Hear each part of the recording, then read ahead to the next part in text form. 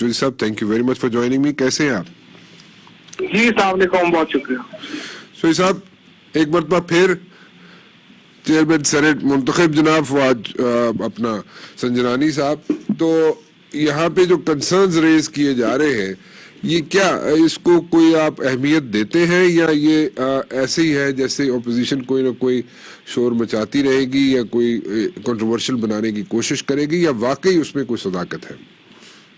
देखिए राना साहब, बात है कि जो बुनियादी बात है ना वो ये है कि ये जो सारा सेनेट का इलेक्शन हुआ है, सच्ची बात तो ये है कि इससे कोई आम आदमी का कोई कॉन्फिडेंस जो है वो पार्लिमानी जमहूरियत पे खुद जो आप समझिए कि मुतजलजल ही हुआ है, कोई उस पे एतमाद बढ़ा नहीं है. और उसकी वजह क्या है?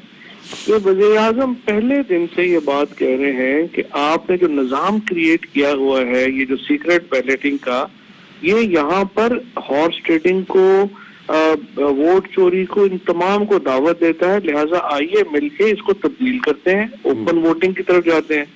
अब बदकिस्मती से इन्होंने उस वक्त अपोजिशन ने इसका साथ नहीं दिया.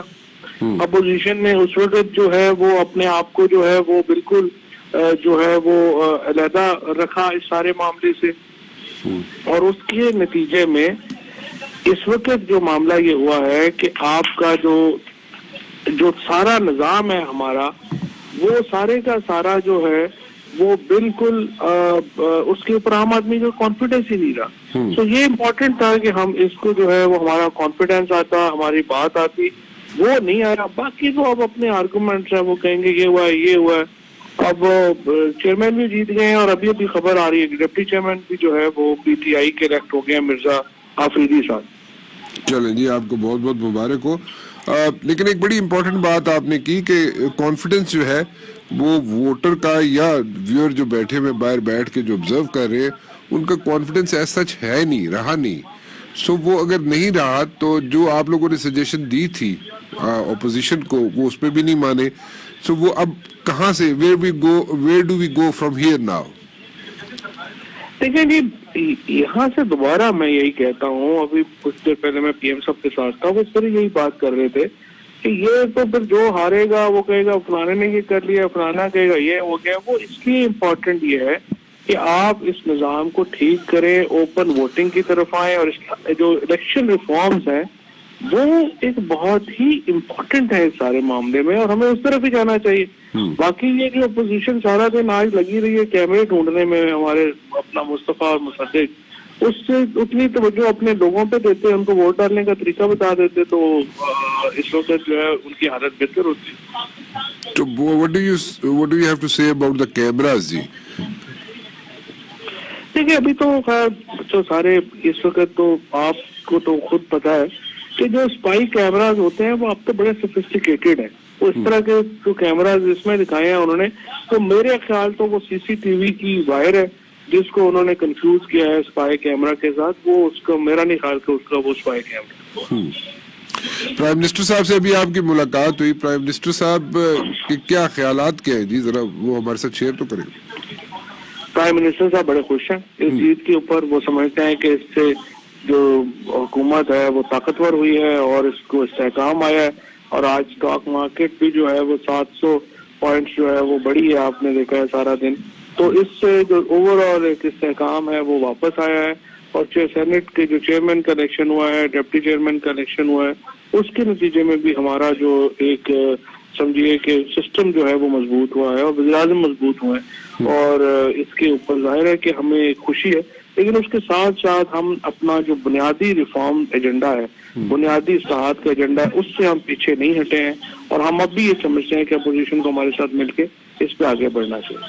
थोड़ा सा पंजाब की तरफ जाना चाहूंगा. पंजाब के बारे में कहा जा रहा है कि वहाँ पे अपोजिशन जो है वो अपने आप को कंसोलिडेट कर रही है और वहाँ पे कोई ऐसी मूव लाना चाहती है जिससे बुज़दार साहब जो है वो उनको थोड़ा सा झटका लग जाए या उनको वहाँ से फारिग कर दिया जाए चीफ मिनिस्टर हाउस से.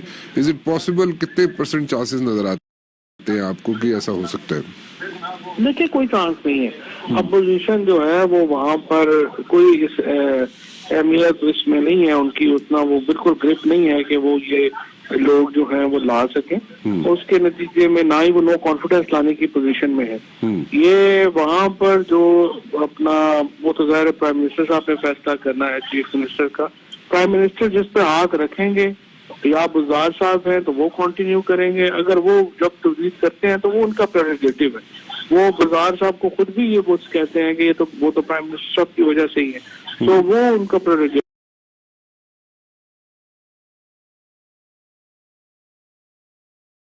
है। प्राइम मिनिस्टर का जो फैसला होगा वो कल भी कोर कमेटी ने पूरी कॉन्फिडेंस दिया है बुज़दार साहब को, लिहाजा वो सच वो मेरा नहीं ख्याल अपोजिशन जो अपोजिशन अक्सरियत के बावजूद अपना चेयरमैन सेनेट इलेक्ट नहीं करा सकी, वो नो कॉन्फिडेंस क्या लाएगी। अच्छा चलो ये भी बात सही है आपकी, लेकिन what do you have to say about this long march? जी कह रहे लॉन्ग मार्च की तैयारी होगी और हम ज्यादा अरसा यहाँ पे रहेंगे, ऐसा होगा कि थोड़े अरसे में फिजल आउट हो जाएगी? यानी कि अगर ये आएंगे तो आके थोड़े अरसे में यानी कि थोड़े दिनों में चलें, let me put it this way, वापस चले जाएंगे, लेकिन अपोजिशन वाले तो कहते हैं हम यहाँ पे आके ठहरेंगे जी, लंबा बैठेंगे हम यहाँ पे। Is it possible? जी मैं समझता हूँ कि अपोजिशन को इसके ऊपर वक्त ज़ाया नहीं करना चाहिए और उनको इसके बजाय अपनी जो पार्टी लीडरशिप है उसके ऊपर जो है वो तवज्जो देनी चाहिए और नई पार्टी लीडरशिप लेके आनी चाहिए, क्योंकि जरदारी साहब और नवाज शरीफ साहब अपना जो वक्त है वो गुजार चुके हैं सियासत में। नई लीडरशिप अपनी डेवलप करे। मरियम नवाज और बिलावल जो है वो नाबालिग है पाकिस्तान के वजीर आजम की। अच्छा, क्या मरियम बीबी का ये सुनने में आता है कि मरियम बीबी को बाहर भेजने के लिए जोर डाला जा रहा है हुकूमत पे? आप लोग क्या भेजना चाहेंगे उन्हें बाहर? देखिए बाहर तो हम तो नवाज शरीफ साहब को भी नहीं रखना चाहते जेल में, मरियम को भी नहीं रखना चाहते जेल में, शहबाज शरीफ साहब को भी नहीं रखना चाहते जेल में। हम सिर्फ ये कहते हैं कि जो पैसे हैं वो आप वापस करें, आप हमारे पैसे वापस करें और उसके बाद जो जहाँ पे मर्जी जाए। सिंपल बात है, हमें तो जेल में रख के इनको हमने क्या करना है, लेकिन मसला वहाँ पे है जहाँ वो पैसे भी नहीं देना चाहते, जेल भी नहीं जाना चाहते, ये एक प्रॉब्लमेटिक है। तो वो तो पैसे तो मियां नवाज शरीफ साहब ने भी नहीं दिए वापस, उनको तो आपने जाने दिया। नहीं वो तो फिर जिस तरह से गए हैं वो आपके सामने है और अब भी हम उनको वापस लाने की पूरी कोशिश कर रहे हैं। वापस तो मेरे ख्याल में मुश्किल है, दो रास्ते हैं, दोनों में से मेरे ख्याल में दोनों अगर इस्तेमाल किए जाएं तो उसमें तो बड़ा अरसा गुजर जाएगा, उसमें तो अगले इलेक्शन भी गुजर जाएंगे।